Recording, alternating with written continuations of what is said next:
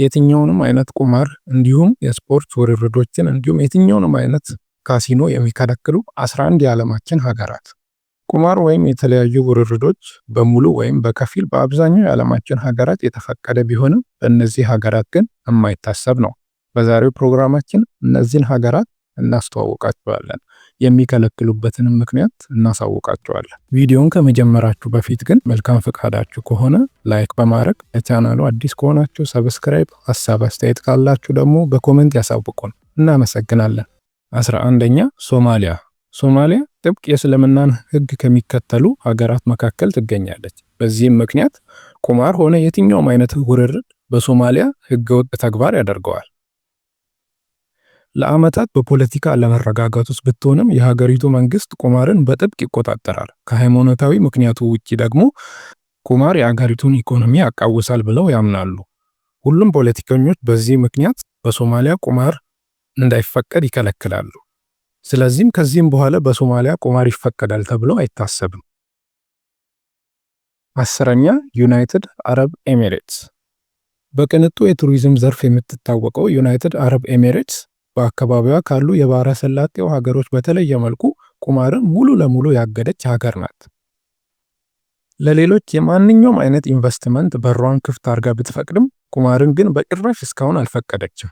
ወደፊትም ትለወጣለች ተብሎ አይጠበቁም። ዋነኛ ምክንያቷ ደግሞ እስላማዊ ስቴት በመሆኗ ነው። 9ኛ ሳውዲ አረቢያ። ሳውዲ በሀገሪቱ ካለው እስላማዊ መንግስትና ህዝቦቿ የተነሳ ቁማርን ያገደች ሀገር ናት። የሀገሪቱ መንግስት በቁማር ላይ ከፍተኛ ቁጥጥር ያደርጋል። ሲጫወት አሊያም ሲያጫወት የተገኘ ማንኛውም ድርጅት ወይም ግለሰብ ላይ ከፍተኛ ቅጣት ታስተላልፋለች።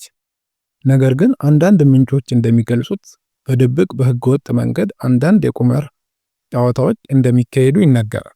የሀገሪቱ መንግስት እንደዚህ አይነት ነገሮችን እንደማይፈቅድ ተናግሯል። ከዚህም በኋላም ጥብቅ ቁጥጥር እንደሚያደርግና በህገወጥ መንገድ ይጫወታሉ የተባሉትንም አሳዶ እንደሚይዝ አሳውቋል። 8ኛ ኳታር። በመካከለኛው ምስራቅ ከሚገኙ ሀገራት መካከል ቁማርን የምትከለክል ዋነኛው ሀገር ናት። ሀገሪቱ እስላማዊ ሀገር ስትሆን የሸሪዓ ህግ በከፍተኛ ደረጃ የሚከበርባት ሀገር ናት። በዚህም ምክንያት ቁማርን ሙሉ ለሙሉ ትከለክላለች። ሀገሪቱ ለዓለም አቀፍ ንግዶች እና መዝናኛዎች ክፍት ብትሆንም በቁማር ላይ ያላትን ህግ እንደማታላላ በተደጋጋሚ ያሳውቃለች። 7ኛ ሰሜን ኮሪያ። ሰሜን ኮሪያ ዜጎቿ በየትኛውም አይነት ቁማር እንዲሳተፉ ፈጽሞ አትፈቅድም። ነገር ግን በሀገሪቱ መንግስት ፍቃድ ያላቸው ቁማር ቤቶች አሉ። እነዚህ ቁማር ቤቶች ለውጭ ሀገራትና ለቱሪስቶች ብቻ ነው የሚያገለግሉት። የሀገሪቱ ዜጋ ሆኖ ቁማር ሲጫወት የተገኘ ከፍተኛ ቅጣት ይጠብቀዋል። ሰሜን ኮሪያ ከዚህም በኋላ ለቱሪስቶች እንጂ ለሀገሪቱ ህዝብ ፈጽማ ቁማርን እንደማትፈቅድ አሳውቃለች። መንግስትም በተደጋጋሚ እንደማይፈቀድ አሳውቋል። 6ኛ ሊቢያ።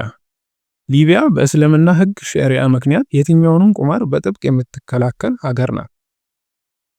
ሊቢያ በብዙ የፖለቲካ መመሰቃቀል ውስጥ ብታልፍም እስካሁን ለየትኛውም የቁማር አይነት ዜጎቿን አልፈቀደችም። ምክንያቱም ቁማር በሊቢያ አደገኛ ወንጀል ስለሆነ ዜጎቿም አይዳፈሩትም። እንዲሁም ለሃይማኖታቸው ከፍተኛ ፍቅርና ክብር ስላላቸው ይህንን ነገር አይፈጽሙም። ከዚህም በኋላ ቢሆን በሊቢያ ቁማር ከማይታሰብባቸው ሀገራት አንዷ እንደሆነች ይነገራል። 5ኛ ኩባ። በኩባ ከ1959 አብዮት በፊት ቁማር በጣም ተወዳጅ ነበረ። ብዙ ሀብታሞችና ቱሪስቶች በካሲኖቿ ተስበው ወደ ሀገሪቱ ይፈልሱ ነበረ። ነገር ግን የፊደል ካስትሮ መንግስት ወደ ስልጣን ከመጡ በኋላ ሁሉንም አይነት ቁማር ሙሉ ለሙሉ አግዷል። እስከ ዛሬም ድረስ ቁማር በሀገሪቱ ታግዶ ነው ያለው። የሀገሪቱ መንግስትም ቢሆን በየትኛውም አይነት ቁማር ከዚህ በኋላ እንደማይፈቀድ አሳውቋል። 4ኛ ቻይና። ቻይና በዓለም ካሉ ሀገራት ጥብቅ የሆነ የቁማር ቁጥጥር ያለባት ሀገር ናት። ከ1949 የኮሚኒስት ፓርቲ ሀገሪቱን ከተቆጣጠረ ጀምሮ ሁሉም የቁማር አይነቶች የታገዱ ናቸው። በሀገሪቱ ውስጥ በመንግስት የሚተዳደሩ ሎተሪ ብቻ ነው መጫወት የሚፈቀደው። በሀገሪቱ ቁማር ሲጫወት ወይም ሲያቋምር የተገኘ አካል ከፍተኛ ቅጣት ይጠብቀዋል። በቻይና ካለው የኮሚኒስት ፓርቲ የተነሳ ከዚህም በኋላ ቁማር ይፈቀዳል ተብሎ ከማይታሰብባቸው ሀገራት መካከል አንዷ ናት። ሶስተኛ ካምቦዲያ። ካምቦዲያ በቁማር ውስብስብ ታሪክ ካላቸው ሀገራት መካከል አንዷ ናት። በካምቦዲያ እስከ 1996 ድረስ ህዝቦቿ በተለያዩ አይነት ቁማር ወይም ውርርዶች እንቅስቃሴዎች መሳተፍ ይችሉ ነበር። ነገር ግን ከ1996 በኋላ በሀገሪቱ ወንጀልና ሱስ በከፍተኛ ደረጃ በመበራከቱ መንግስት ሙሉ ለሙሉ በቁማር ላይ እገዳን እንዲጥል ተገዷል። ምክንያቱም ከፍተኛ የቁማር ተጫዋቾች በሱስና በከፍተኛ ወንጀል ውስጥ ይገኙ ስለነበረ ነው።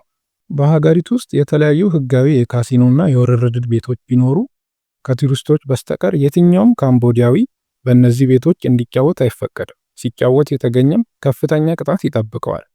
የሀገሪቱ መንግስት እንዳሳወቀው ለዜጎቹ ቁማርን ፈጽሞ እንደማይፈቅድ አሳውቋል። ሁለተኛ ብሩናይ። ብሩናይ በኤስያ በቦርኒ ደሴት ላይ የምትገኝ ትንሽዬ በንጉሳዊ አስተዳደር የምትመራ ሀገር ናት። ሀገሪቱ ጥብቅ የጸረ ቁማር አቋም ያላት እስላሚክ ሀገር ናት። ሀገሪቱ ከ2014 ጀምሮ በሸሪያ ህግ መመራቷ ደግሞ ነገሮችን የባሰ ጥብቅ ያደርገዋል። ቁማር ሲጫወት የተገኘ ሰውም ከባድ ቅጣት ይጠብቀዋል። በሀገሪቱ ካሉ ሃይማኖታዊና ፖለቲካዊ ነገር አንጻር ቁማር ወይም ቤቲንግ ይፈቀዳል ተብሎ ከማይታሰብባቸው ሀገራት መካከል አንዷ ያደርጋታል። አንደኛ አልጄሪያ። በአልጄሪያ ቁማር ጠንካራ መሰረት ኖሮት አያውቅም። ምክንያቱ ደግሞ ሀገሪቱ ለእስልምና ህጎች ጥብቅ ተገዢ በመሆኗ ነው። በሀገሪቱ በአንድ ወቅት አንደርግራውንድ ክለቦች ውስጥ ቁማር በከፍተኛ ሁኔታ ተስፋፍቶ ነበረ። የሀገሪቱ ባለስልጣናት ግን ነገሩን ወዲያው መቆጣጠር ችለዋል። ካለው የፖለቲካና የሃይማኖት ምህዳር አንጻር ቁማር ወደፊትም ቢሆን በአልጄሪያ የሚታሰብ ነገር አይደለም። የሀገሪቱ መንግስትም በተደጋጋሚ ይህንን ነገር እንደማይፈቅድ አሳውቋል። ከጠቀስናቸው ሀገራት ውጪ ያሉ አብዛኛው የዓለማችን ሀገራት ቁማርን በከፊል ይፈቅዳሉ። አብዛኛው የተለያዩ አይነት ቁማሮችን ቢከለክሉም የተወሰኑትን ግን ይፈቅዳሉ። በአንዳንድ ሀገራት የስፖርት ውርርድ የተፈቀደ ሲሆን በአንዳንድ ሀገራት ደግሞ ተከልክሎ ካሲኖና የተለያዩ ውርርዶች ይፈቀዳሉ። በዚህም ምክንያት አብዛኞቹ በከፊል የሚፈቅዱ ሀገራት ናቸው።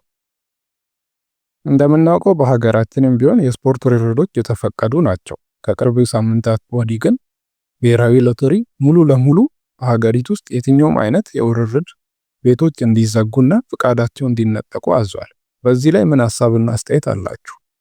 መፈቀድ አለበት ወይስ መከልከሉ ጥሩ ነው? ስለተከታተላችሁን እናመሰግናለን።